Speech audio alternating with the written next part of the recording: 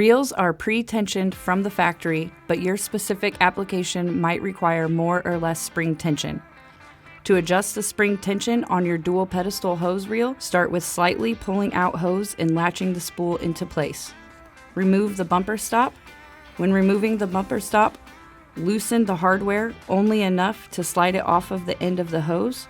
This will make reinstalling the bumper later a bit easier. Then release the latch. Do not let go of spool while doing this.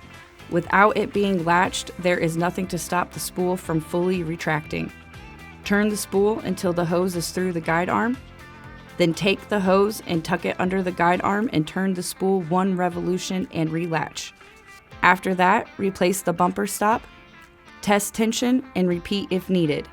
If you need to lessen the tension, simply reverse these steps until you've reached your desired tension. Thank you for your support and joining us at Reelcraft today.